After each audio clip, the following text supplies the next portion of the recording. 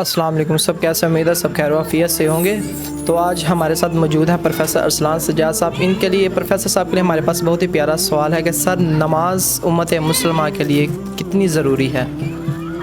جی وعلیکم السلام، آپ کا شکریہ اور آپ کا سوال بہت اچھا ہے۔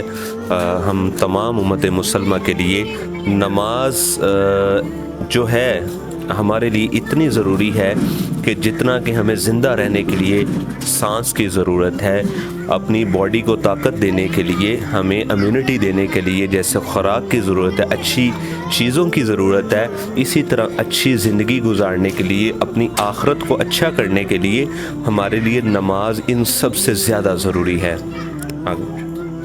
جی سر، تو نماز کی برکات کیا ہے؟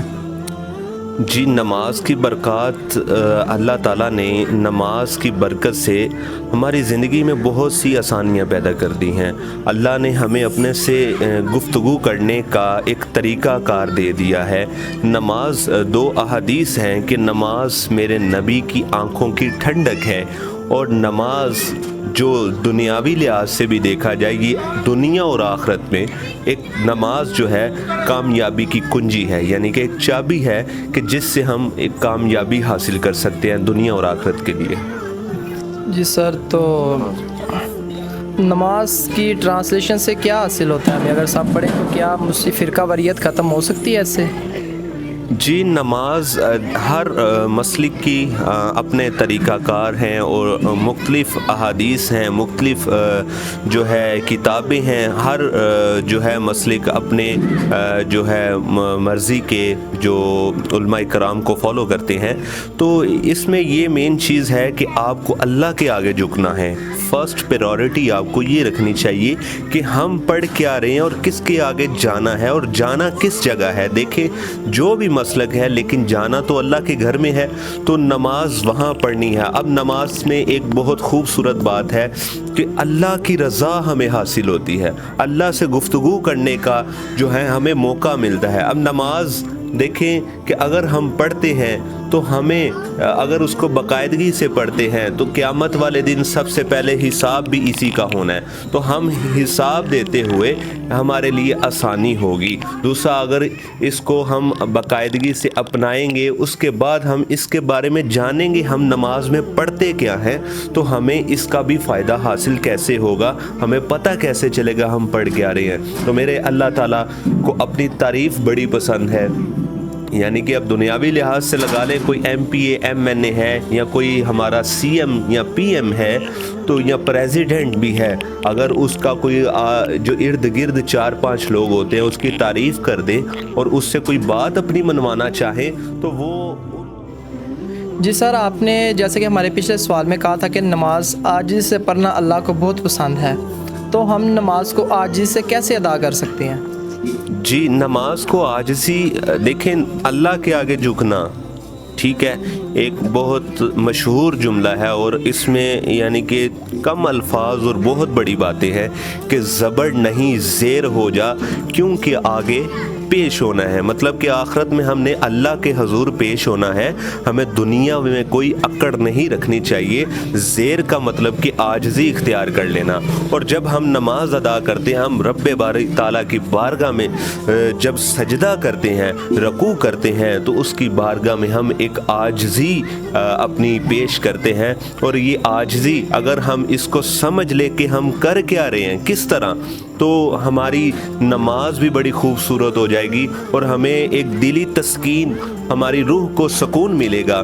اب دیکھیں کہ نماز، میں نے پیچھے بتایا کہ اللہ تعالیٰ کو اپنی تعریف بڑی پسند ہے، تو اب ثنا سے لے کے اینڈ تک آپ نماز کی رب اجعلنی مقیم الصلاۃ ومن ذریتی، یعنی کہ ثنا سے سٹارٹ کریں، اس کی تعریف سے پھر ہم دعائیں کر رہے ہیں۔ اگر ہم رکوع میں جا رہے ہیں تو اس سے اس کی تعریف کر رہے ہیں، اور اس کے بعد سجود میں جا رہے ہیں، سجدے میں جا رہے ہیں، تو ہم اللہ کی تعریف کر رہے ہیں۔ تو اللہ تعالیٰ ہماری جو ہر دلی اور جائز حاجات ہیں کیوں نہ پوری کریں گے، کیونکہ ہم ایک عظیم ہستی اور اس دنیا اور کائنات کو بنانے والی ذات کی ہم تعریف کر رہے ہیں، تو وہ ہمیں کیسے نہ نوازے۔ اب نماز میں جب سٹارٹ کرتے ہیں سبحانک اللہم و بحمدک، یعنی کہ ہم اس کی تعریف کریں گے، پاک ہے وہ ذات جو تعریف کے قابل بھی ہے. پھر الحمد سے سٹارٹ کرتے ہیں, الحمدللہ رب العالمین, تمام تعریفیں اللہ کے لیے جو تمام جہانوں کو پالنے والا ہے.